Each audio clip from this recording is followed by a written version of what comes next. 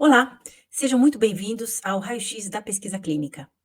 Hoje nós vamos falar sobre como ocorre o desenvolvimento de um medicamento. E esse vídeo é para você, profissional de saúde que deseja entender melhor a área, está cansado do trabalho na assistência em saúde ou trabalha como pesquisador na academia e está em busca de uma área de trabalho que te traga mais reconhecimento e remuneração. Bom, eu sou a Camille, eu sou a coordenadora editorial do Saúde em Contexto, e o nosso objetivo nesse vídeo é entender as oportunidades no mercado de trabalho para os profissionais de saúde e entender um pouco mais do mercado farmacêutico. Muito bem. E o primeiro passo é a gente compreender qual é o enquadramento regulatório de um medicamento a ser desenvolvido. Isso porque o passo a passo ele muda conforme o tipo de medicamento que nós estamos desenvolvendo. E o primeiro grupo de medicamentos que a gente precisa conhecer são os medicamentos inovadores ou novos, justamente porque é aí que existem mais oportunidades para nós, como profissionais de saúde, trabalharmos. Bom, os medicamentos inovadores ou novos, existe uma pequena diferença entre eles, mas vamos entender que são todos como inovadores no mercado, digamos assim, de uma forma mais simples. São medicamentos que, no geral, eles têm uma patente vigente. E uma patente de um medicamento, no geral, ela dura 20 anos. Logicamente, o depósito da patente acontece num momento muito inicial, em que o insumo ativo ainda está sendo desenvolvido, a ideia da concepção do produto está sendo desenvolvida. Então, muitas vezes, quando o produto chega ao mercado, 8, 10 anos dessa patente já foram consumidos durante o desenvolvimento do medicamento. Então, digamos que nós temos mais 10 anos restantes. E só para vocês terem uma ideia, existe um pouco de diferença dos mercados em relação ao entendimento de o que é que uma patente impede as empresas ou as pessoas de intervir. Aqui no Brasil, se uma patente está vigente, você não pode comercializar um medicamento similar àquele em que a patente está vigente. No entanto, você pode desenvolver um produto semelhante, fazer testes e até mesmo fazer uma submissão para registro de uma medicação idêntica.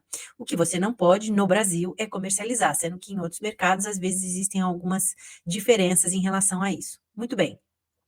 Um medicamento inovador, a gente pode ter uma origem química ou sintética, que é a origem, digamos, mais antiga dos medicamentos. Ele pode ser um medicamento de origem biológica ou pode ser até uma terapia avançada, algo bastante inovador que a gente vai falar um pouquinho mais para frente nesse nosso vídeo.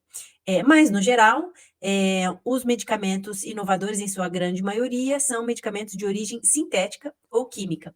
Lembrando lá da aspirina, né, um dos medicamentos mais antigos vigentes aí ainda comercializados no mundo, que já completou mais de 100 anos, né, originalmente desenvolvido pela Bayer, de origem então química, que tem uma complexidade um pouco menor em relação a medicamentos biológicos e terapias avançadas. Muito bem. E esse novo medicamento, quando ele começa a ser desenvolvido, ele está relacionado, o aspecto da inovação está relacionado justamente a um novo insumo farmacêutico, que é o ativo, né, que vai compor esse medicamento, ou então uma nova formulação, passivo de patenteamento, né, com obviamente um grande investimento no desenvolvimento aí de todas as etapas relacionadas a esse medicamento, tanto a etapa do desenvolvimento farmacotécnico lá atrás, né, onde estão presentes os farmacêuticos envolvidos na pesquisa do desenvolvimento que estão trabalhando nessa formulação desse produto, assim como na etapa clínica, né. Após o desenvolvimento do produto, obviamente, existem diversas etapas com estudos, em animais, em bancada, em animal e até em humanos, que é exatamente a etapa clínica do projeto. Muito bem. E na grande maioria das vezes, toda essa construção do medicamento, desde a etapa lá de bancada, farmacotécnica, até os testes, em animais e os testes clínicos, isso vai envolver aproximadamente uns 10 anos, 8 a 10 anos. Então, existem uma série de profissionais de saúde envolvidos aí em toda essa evolução e de desenvolvimento do produto. Existem uma série de profissionais envolvidos aí em toda essa cadeia de evolução do produto. Bom, e a gente costuma dizer que existem 4 barreiras para a chegada ao mercado, quando a gente está desenvolvendo um medicamento inovador. A primeira barreira, obviamente, é a própria barreira do desenvolvimento do produto. A gente sabe que vários produtos falham nesse caminho, e a conta é aproximadamente, nos dias atuais, de 20 para 1. A cada 20 projetos de novos medicamentos que entram aí no funil do desenvolvimento, vão sair 1 a 2, os demais vão todos falhar. falhar nesse caminho. Então, seria a primeira barreira para desenvolver um medicamento inovador. A segunda barreira seria a barreira regulatória. É ter tudo isso pronto, de qualidade, para submeter num dossiê de registro e ter o registro de um novo medicamento por uma agência regulatória no mundo. Então, a segunda barreira de desenvolvimento de um medicamento inovador é a barreira regulatória. A terceira barreira, a gente diz que é a etapa do preço. Obviamente existem diferenças entre os mercados, mas aqui no Brasil e na grande maioria do mundo, dos países do mundo, os preços dos medicamentos são regulados. Ou seja, você não pode comercializar um medicamento, principalmente inovador, pelo preço que você simplesmente quer. Você precisa submeter para aprovação de uma entidade regulatória que vai aprovar o preço adequado, baseado em uma série de fatores e cestas aí de produtos, e vai dar o preço do medicamento. Então, essa é a terceira barreira, né? A barreira de obter um preço que garanta uma margem de comercialização adequada e mínima. E a quarta barreira, principalmente para os medicamentos complexos, né, de alto custo ou medicamentos que não são comprados nas farmácias, por exemplo, de uso hospitalar, de uso endovenoso, né, que é a barreira do acesso. Mesmo porque produtos muito complexos, de alta complexidade e alto custo, são medicamentos que vão ser comprados pelo governo e distribuídos. Aqui no Brasil a gente tem um sistema de alto custo, em que a Conitec é quem aprova os novos medicamentos que vão ser fornecidos gratuitamente pelo SUS, na lista de medicamentos de alto custo disponíveis e dispensados pelo governo, ou então mesmo os medicamentos que vão ser incorporados aos convênios e hospitais para que sejam utilizados, dispensados aos pacientes conveniados. Então, essa, digamos que seria a quarta barreira. Muitas vezes a gente pode ter êxito em desenvolver um medicamento e até registrar esse medicamento, mas a barreira do preço e do acesso aqui no Brasil são barreiras importantes e estão presentes em diversos outros países, considerando aí os aspectos regionais de cada um. Bom, então, os medicamentos inovadores ou novos são os novos medicamentos que chegam ao mercado, que são registrados todos os anos, em média, são registrados entre 25 e 35 novos medicamentos por ano, inovadores, no mercado farmacêutico, e é onde, obviamente, existem mais oportunidades de trabalho, justamente porque existe uma grande complexidade e uma grande jornada aí de desenvolvimento desses produtos. Bom, os segundos medicamentos que a grande maioria de vocês conhece já são os medicamentos genéricos ou medicamentos similares. E ao contrário dos medicamentos novos, eles são exatamente uma cópia, com comprovação de qualidade, de um medicamento inovador de origem química. A gente utiliza esse termo medicamento genérico somente para medicamentos cópias de medicamentos de origem química ou sintética. E qual é a diferença em relação ao medicamento genérico e o medicamento similar? Bom, na realidade, nos dias atuais, né, desde 2000 aproximadamente, a forma de desenvolvimento desses medicamentos genéricos ou similares, ela é exatamente a mesma. Inclusive, a empresa ela desenvolve um único medicamento genérico e similar, mas na hora dela submeter para aprovação regulatória, ela transforma esse um dossiê em dois, sendo que um vai ser submetido para gerência de genéricos e ele não tem um nome de marca, né? Ele simplesmente tem um nome do princípio ativo e da dose, obviamente. E o segundo dossiê, ele vai para a fila de medicamentos similares, que é um medicamento similar a um inovador de mercado, mas que tem uma marca específica. E, obviamente, eles têm preços de comercialização diferentes, porque o genérico tem um desconto muito maior na hora da comercialização. Muitas pessoas têm dúvidas em relação à qualidade de medicamentos genéricos e similares no Brasil.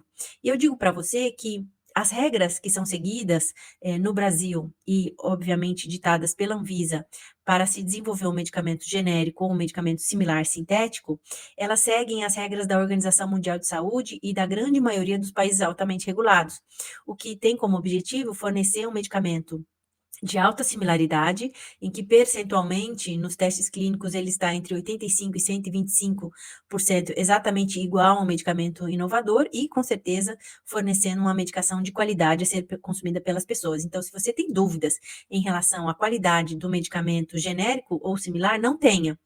Eu acredito que o que a gente precisa ser muito rigoroso, eventualmente, é em relação à valorização da qualidade de algumas empresas farmacêuticas. E isso a gente não deve se preocupar somente com as empresas nacionais. As internacionais também devem ser questionadas em relação à qualidade. E, obviamente, existem empresas que prezam mais pela qualidade do que outras empresas. Bom, mas esse é um assunto para um outro vídeo. Bem, os medicamentos genéricos, uma vez que eles sejam registrados, eles vão receber um preço de comercialização de 75% do valor máximo em relação ao medicamento inovador. Ou seja, se o medicamento inovador custa R$ 10, o medicamento genérico, ele automaticamente vai custar R$ 7,5. Esse seria o preço máximo, digamos assim. Mas a gente sabe que os medicamentos genéricos, eles enfrentam grande competição entre eles na farmácia e chegam a ter descontos de, em média, 40 a 50% em relação a esse valor, digamos, máximo de R$ 7,5. Então, em mercados maduros, os medicamentos genéricos, eles costumam ser comercializados com 80 a 90% de desconto. E aí eu me refiro, por exemplo, a alguns mercados maduros na União Europeia, no próprio Estados Unidos. Então, os medicamentos genéricos, eles são justamente uma vantagem, porque são medicamentos cópia de qualidade, desenvolvidos sobre procedimentos operacionais muito bem estabelecidos pela Organização Mundial de Saúde, a preços mais acessíveis e que enfrentam muitos descontos na comercialização, o que torna o seu preço bastante acessível e interessante. Então, medicamentos genéricos são medicamentos de qualidade e quando a gente precisa escolher uma medicação, a gente pode sim recorrer aos genéricos com bastante tranquilidade. O terceiro grupo de medicamentos que eu queria conversar com vocês são os medicamentos biológicos, sejam eles medicamentos inovadores ou medicamentos biosimilares. A gente não tem genéricos para medicamentos biológicos, mas sim a terminologia biosimilares. Bom, esses são medicamentos que eles não têm uma origem química, diferente dos inovadores químicos sintéticos que eu descrevi há pouco, né? Como, por exemplo, a aspirina, que foi o exemplo que eu citei para vocês. Mas eles são desenvolvidos a partir de organismos vivos, que podem ser organismos menos complexos, como, por exemplo, bactérias.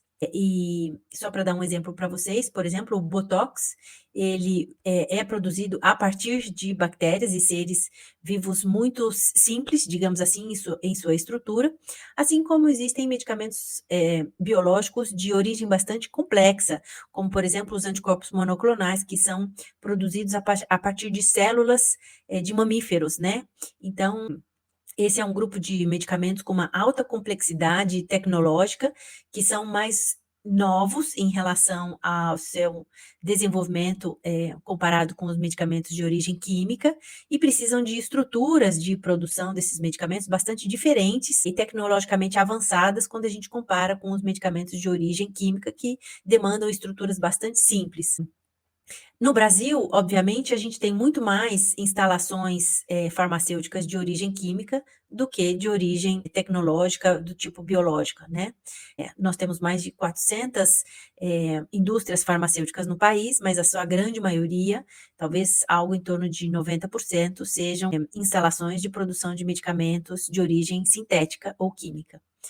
Muito bem, desde 2010, a gente já tem no Brasil uma legislação específica que traz orientações em relação ao desenvolvimento de medicamentos similares aos medicamentos biológicos inovadores, chamados no Brasil de biosimilares, seguindo uma terminologia semelhante à de outros países também que já têm medicamentos biosimilares disponíveis, uma vez que expira a patente desse medicamento biológico inovador que é a referência a ser utilizado.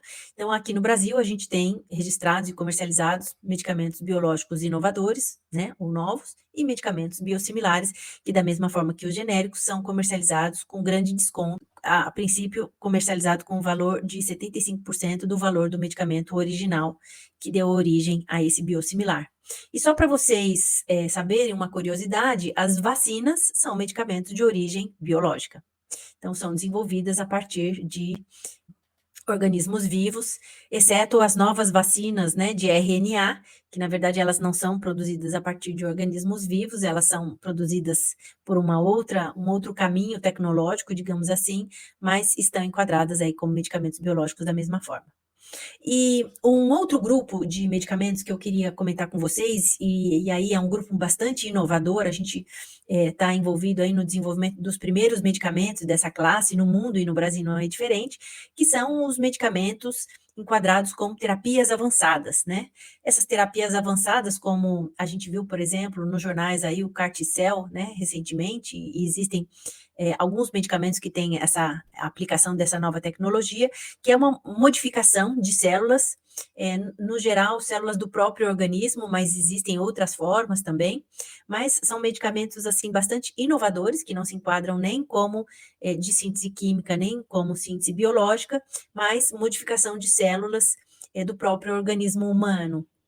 Então, é uma classe realmente muito nova, a gente está entrando em contato aí com os primeiros medicamentos desse tipo, então, e a gente com certeza vai ouvir falar mais sobre isso no futuro. Bom, a gente também tem o enquadramento de medicamentos conhecidos como específicos. Esse é o enquadramento regulatório, que nesse bolo aí de medicamentos específicos, a gente tem, por exemplo, o cannabis, que no Brasil tem um enquadramento diferenciado, justamente para facilitar o acesso a esse tipo de produto.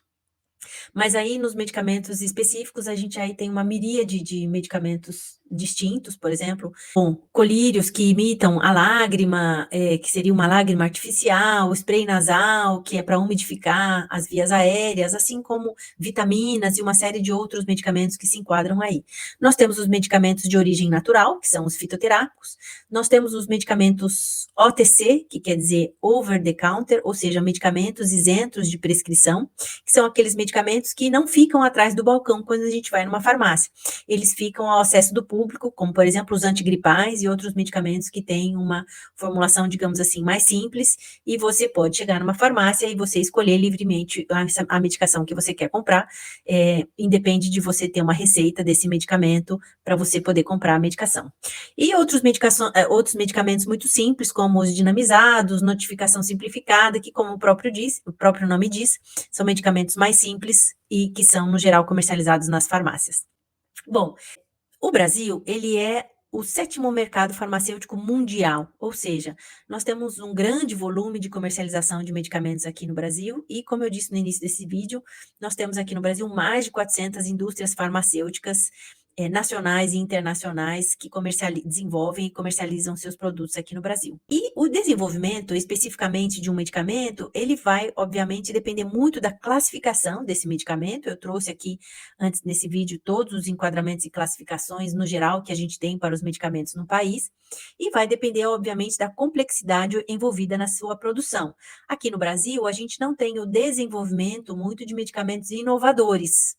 Isso é feito principalmente pelas empresas multinacionais fora do país, empresas que têm sua sede nos Estados Unidos, na Europa, principalmente, eventualmente no Japão, mais recentemente na China, embora a China até hoje tenha sido um ponto de origem muito de medicamentos semelhantes, mas não de inovadores, mas isso parece que está mudando. No último congresso que eu fui, eu vi que entre os 10 medicamentos com maior expectativa de gerarem demanda no futuro, quando chegarem ao mercado, 4 ou 5 deles estão sendo desenvolvidos na China, o que é algo muito diferente do que a gente já viu até esse momento. Vamos aguardar para a gente ver aonde isso vai nos levar. Muito bem, os medicamentos, mostrei para vocês que eles podem ser de origem sintética, que são medicamentos mais simples de serem desenvolvidos, ou de origem biológica, ou até os novíssimos terapias avançadas. Obviamente que no Brasil, grande maioria das empresas trabalham com medicamentos de origem sintética ou química, justamente porque são medicamentos mais simples de você desenvolver. Bom, o fato que nos interessa também é que existe muitas oportunidades para os profissionais de saúde que desejam trabalhar em pesquisa e desenvolvimento nessas empresas que estão desenvolvendo medicamentos, sejam eles medicamentos genéricos, inovadores, biológicos, biosimilares, ou até, eventualmente, terapias avançadas, embora a gente tenha pouquíssimas instalações no país para essa finalidade. E o que nos interessa é que os profissionais de saúde podem, por exemplo, trabalhar nas equipes de pesquisa e desenvolvimento que geralmente estão nas instalações fabris, podem trabalhar na garantia e no controle de de qualidade desses medicamentos. Podem atuar na área regulatória, que é a área que cuida justamente da organização documental, submissão e acompanhamento desses registros de medicamentos para a Anvisa, que é a Agência Regulatória Nacional. Nós podemos também, como profissionais de saúde, trabalhar na área da pesquisa clínica, que é uma área que realmente me agrada profundamente, que eu trabalho há muitos anos, e que vai cuidar dos estudos com esses medicamentos envolvendo seres humanos.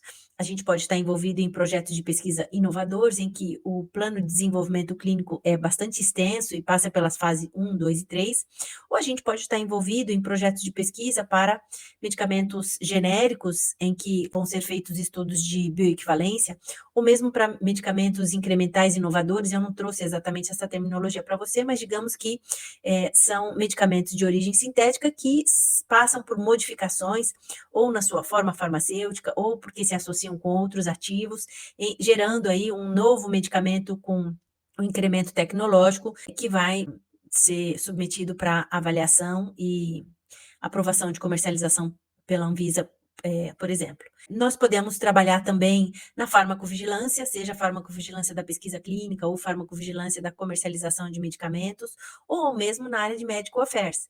Medical affairs é a grande área médica, onde a gente tem diversos profissionais ali trabalhando, profissionais de saúde de diversas origens, em áreas distintas, como, por exemplo, os gerentes médicos, os MSLs, os Medical Science Liaison, a equipe de farmacovigilância, as equipes de pesquisa clínica, e aí a gente tem um grande número de pessoas e profissionais trabalhando nessas áreas, que são áreas bastante interessantes e executando um trabalho de grande interesse e valorização. Mas também existem oportunidades de emprego para nós, profissionais de saúde, em empresas que prestam serviço para o mercado farmacêutico ou indústria farmacêutica, que vão desde empresas que trabalham com instalações fabris, até empresas de serviço na etapa de desenvolvimento e registro, comercialização, pesquisa clínica, que são as CROs, que eu sempre falo aí nos vídeos, acompanhamento na utilização e orientação aos pacientes, no caso de medicamentos mais complexos, que necessitam um acompanhamento de utilização e uma supervisão de utilização, por exemplo. E se você é um profissional de saúde e tem interesse em sair da assistência em saúde, porque você está cansado da sua rotina, dos seus plantões exaustivos, porque você não tem um reconhecimento adequado, porque você não tem uma evolução de carreira ou perspectiva de evolução de carreira, ou mesmo você trabalha como pesquisador na universidade e deseja migrar da pesquisa científica para a pesquisa clínica, por exemplo, ou para qualquer outra área do mercado farmacêutico, há muitas oportunidades, tanto na área de P&D, pesquisa clínica, regulatório, medical affairs, entre outras áreas. Você precisa, então, entender melhor qual etapa você tem mais interesse e combina mais com você, e existem aí uma série de cursos e oportunidades para você, profissional de saúde, que deseja migrar para o mercado farmacêutico. Bom, o intuito desse vídeo era falar um pouco mais sobre como é desenvolvido um medicamento e os tipos de medicamento existentes no mercado e as oportunidades de trabalho, obviamente, atreladas a eles. Bom, meu intuito era esse, te ajudar a entender melhor como é desenvolvido um medicamento e o grande número de oportunidades para profissionais de saúde trabalharem nessa área ou em áreas correlacionadas. Espero que você tenha gostado e te espero no próximo vídeo.